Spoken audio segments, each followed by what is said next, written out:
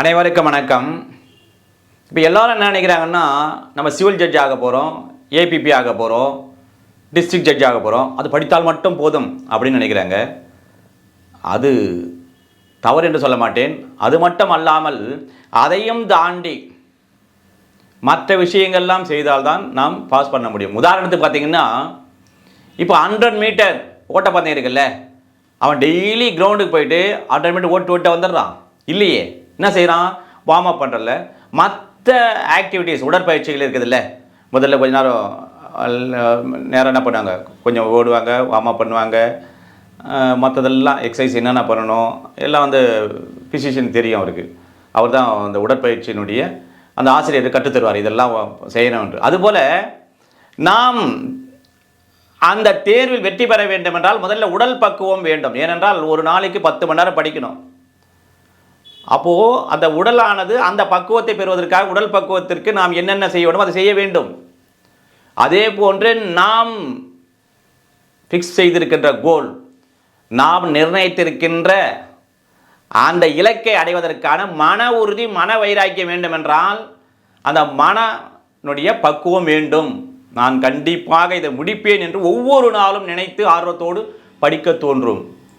பிறகு இந்த இரண்டு உடல் பக்குவம் மனப்பக்குவம் வளர்ந்து விட்டாலே ஆட்டோமேட்டிக்காக என்ன பண்ணும், உங்களுக்கான கோல் செல்வதற்கான அந்த ஆத்ம பக்குவம் உங்களுக்கு வந்துவிடும் என்று கூறி இன்றைய வகுப்பில் பிஎன்எஸ்எஸ் 2023 புதியதாக ஒரு செக்ஷனை பார்க்க போகிறோம். அதில் சப்செக்ஷன் 1 to 7 இருக்குது. உட்பிரிவுகள் 1 முதல் 7 வரை இருக்கின்றது. ஏற்கனவே இருந்த சிஆர்பிசி 1973 இருந்ததா என்றால் இல்லை.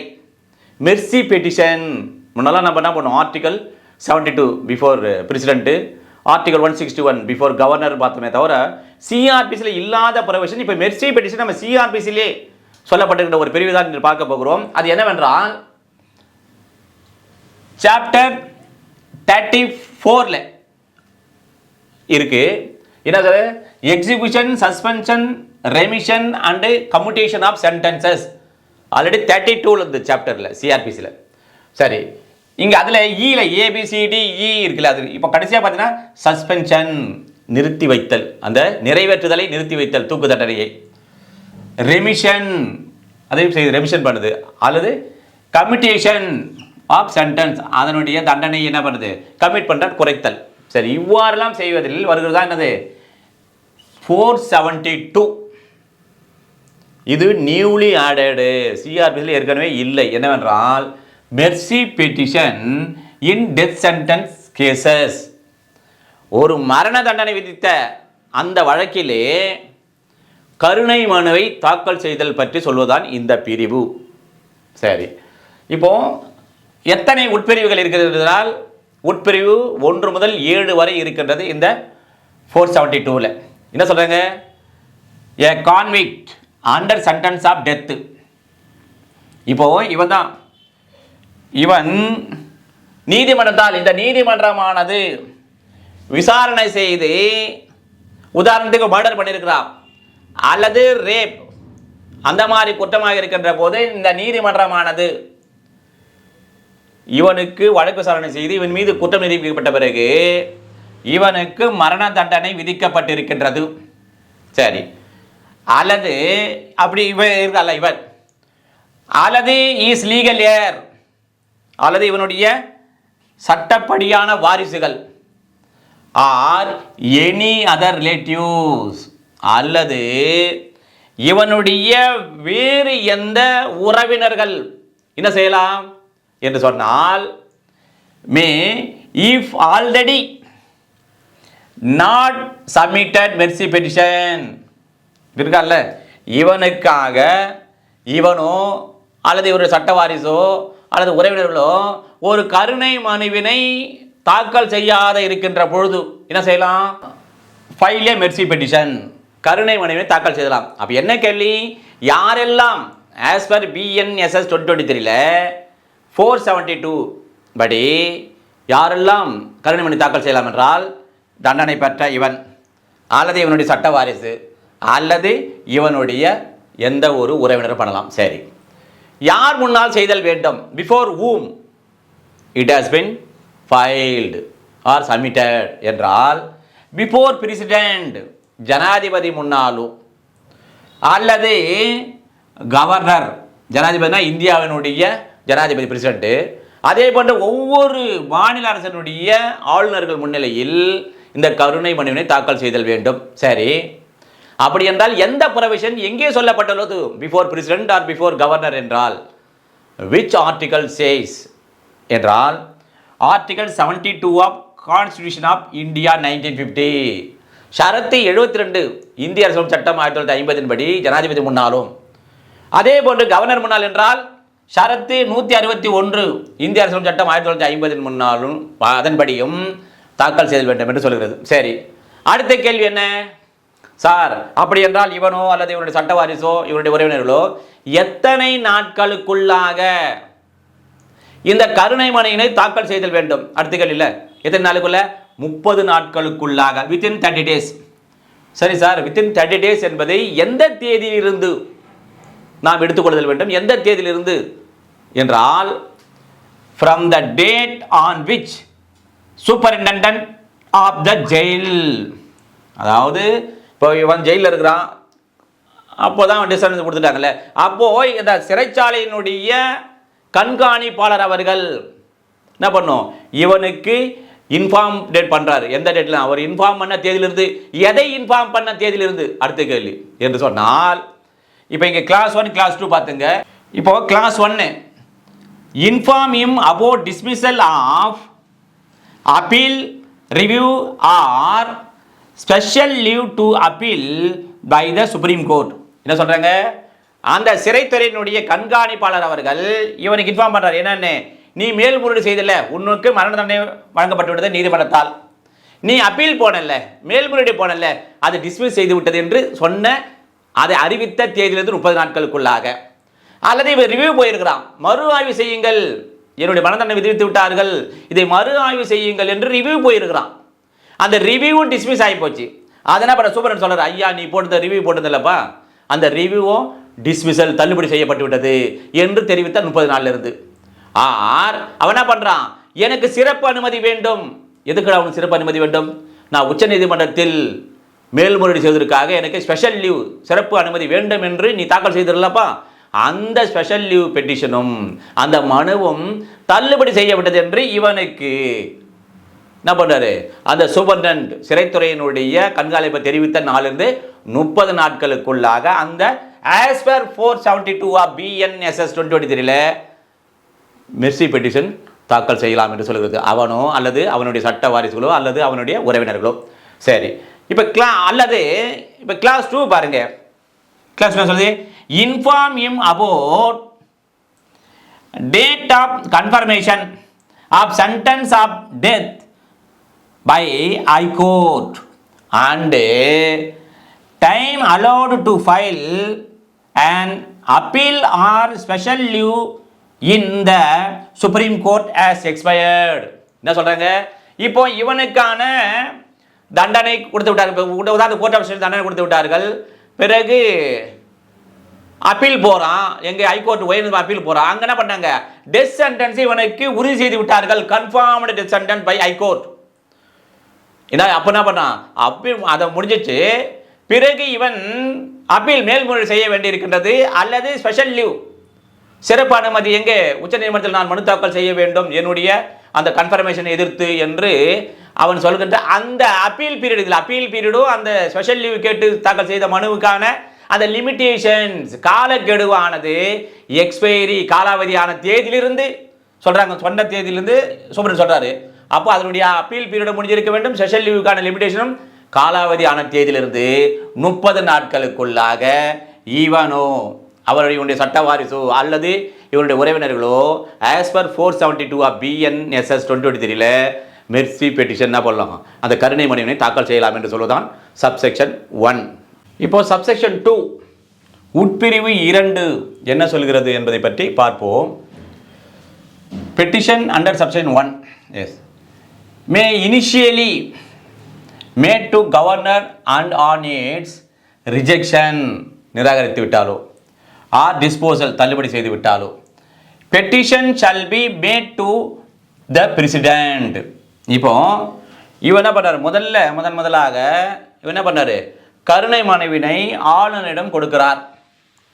அப்படி கொடுத்த பிறகு அந்த ஆளுநரானவர் இவனுடைய கருணை மனுவை இவர் கொடுத்தாரோ அல்லது இவருடைய சட்ட வாரிசோ அல்லது உறவினர் கொடுத்தாங்கல்ல, அதை கவர்னரானவர் என்ன பண்ணாரு, நிராகரித்து விட்டார் அல்லது தள்ளுபடி செய்து விட்டார் என்று சொன்னால், அதன் பிறகு எங்கே அந்த கருணை மனுவினை செய்தல் வேண்டும் என்றால், பிரசிடென்ட் கண்டிப்பாக ஜனாதிபதியிடம்தான் கருணை மனு செலுத்தல் வேண்டும் அல்லது சமர்ப்பித்தல் வேண்டும் என்று சொல்வதுதான் சப்ஸ்டிட்யூட் 2.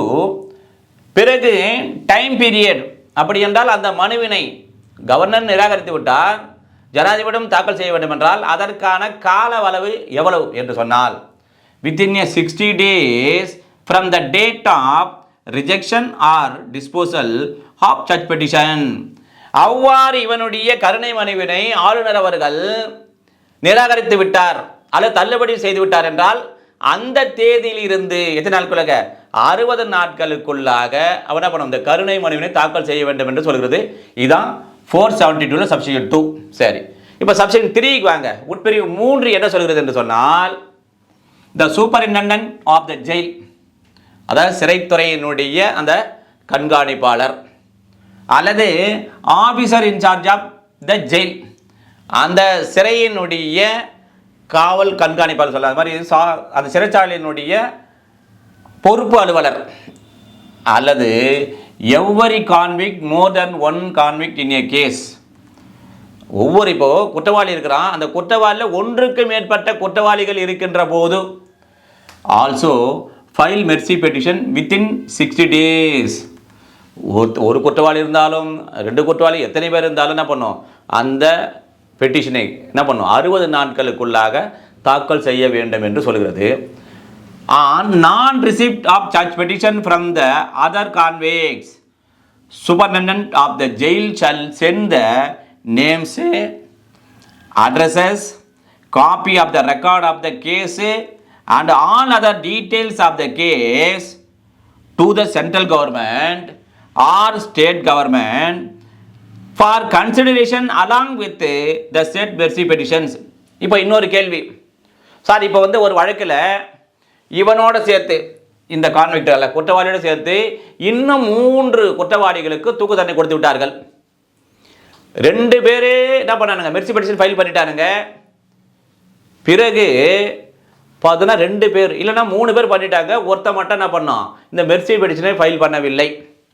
அப்போ இருக்கின்ற போது என்ன ப்ரொசீஜர், என்ன செய்ய வேண்டும் ஆஸ் பர் 472 சப்ஸ்டிட்யூட் 3 படி என்றால், அந்த சிறைத்துறையினுடைய அல்லது அந்த சிறையினுடைய அந்த காவல் பொறுப்பு அலுவலர் அவர்கள் யார் இந்த மெர்சி பெட்டிஷனை தாக்கல் செய்யவில்லை என்கின்ற அவருடைய பெயர் என்ன, விலாசம் என்ன, அதே போன்று அவனுடைய வழக்கினுடைய ஆவணங்கள் அனைத்தையும் என்ன பண்ணும், எங்கே சப்மிட் பண்ணும், மற்ற விவரங்களையும் அந்த ஆவணங்களையும் மற்றும் அந்த வழக்கினுடைய மற்ற விவரங்களையும் மத்திய அரசாங்கத்திற்கோ அல்லது மாநில அரசாங்கத்திற்கோ அனுப்பி வைத்தல் வேண்டும்.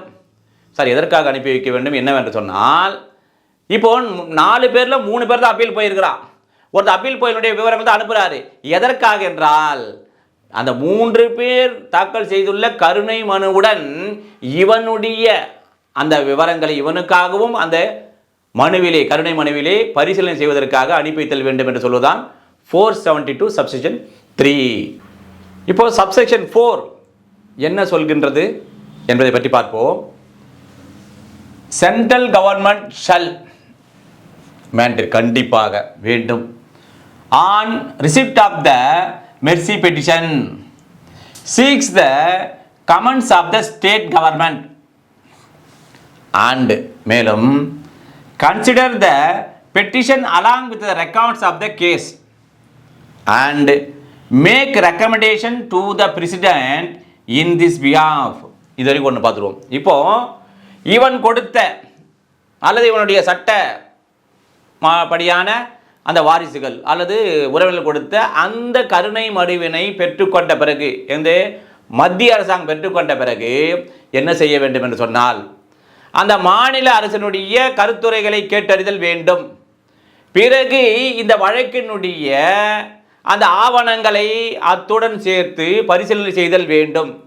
பிறகு இவை அனைத்தையும் பெற்ற பிறகு என்ன பண்ணணும், அந்த மத்திய அரசாங்கமானது இந்த விஷயமாக இந்த கருணை மனுவினுடைய சம்பந்தமாக யாருக்கு அதை அனுப்பி வைத்தல் வேண்டும் என்று சொன்னால் நம்முடைய இந்திய நாட்டினுடைய ஜனாதிபதிக்கு, பிரசிடென்ட்டுக்கு அனுப்பி வைத்தல் வேண்டும் மத்திய அரசாங்கம். சரி, அடுத்து என்ன, time period as expeditiously as possible, எவ்வளவு விரைவாக முடியுமோ அவ்வளவு விரைவாக.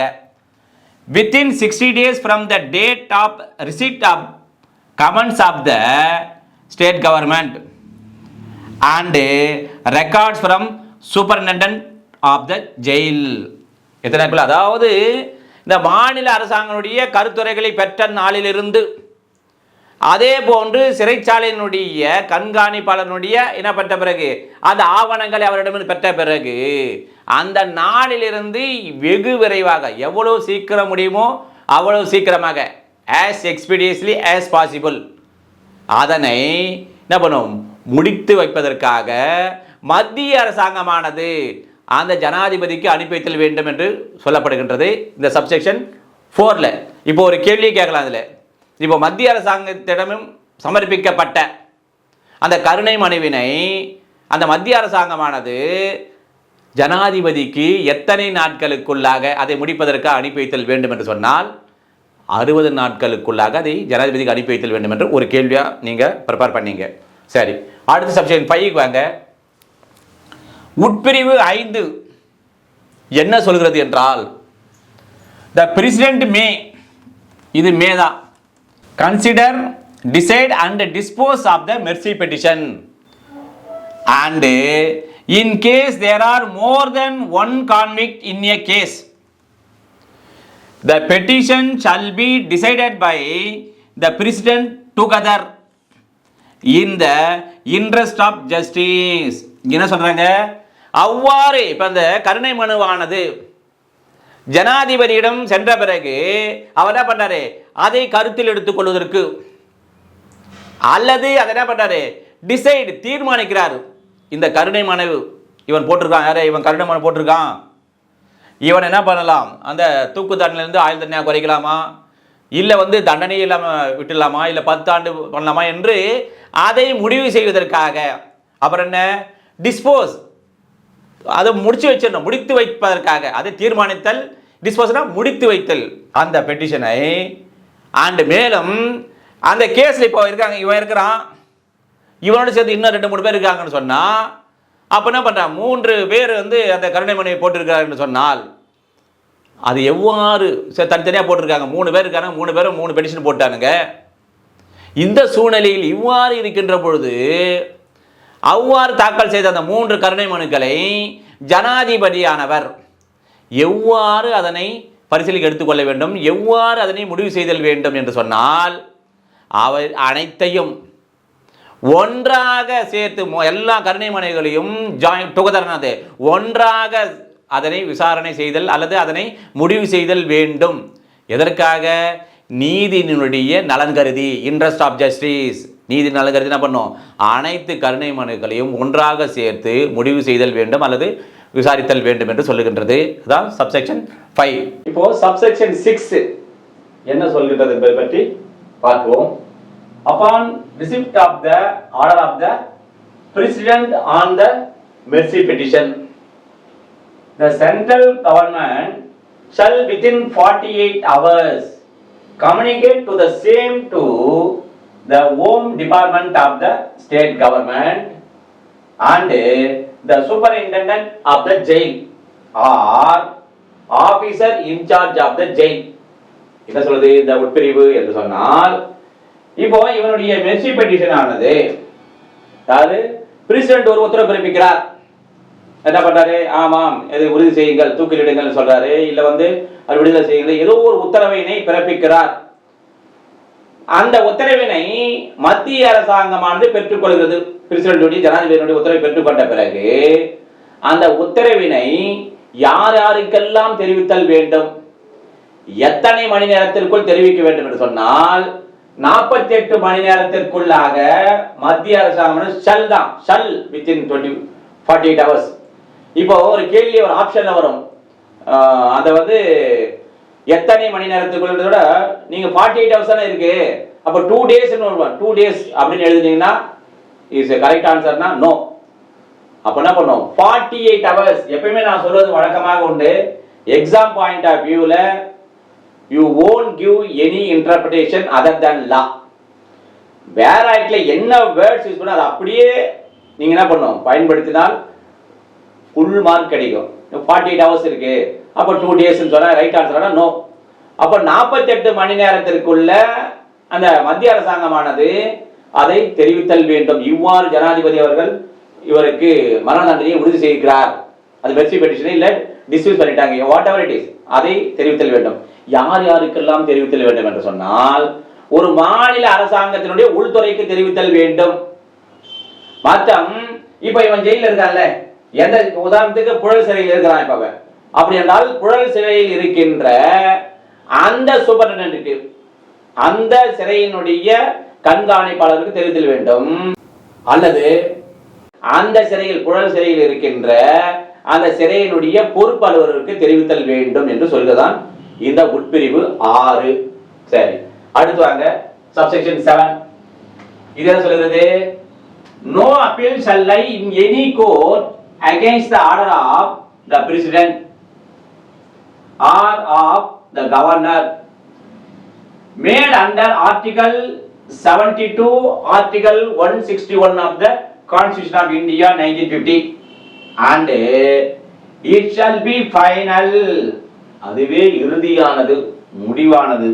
and any question as to the arriving of the decision by the president or the governor shall not be inquired into any court. என்ன சொல்றாங்க? இப்போ இவன் தான் மெர்சி பெட்டிஷன் போட்டார்ல, இவனுடைய கருணை மனுவானது ஒரு உத்தரவு பிறப்பித்து விட்டார்கள்.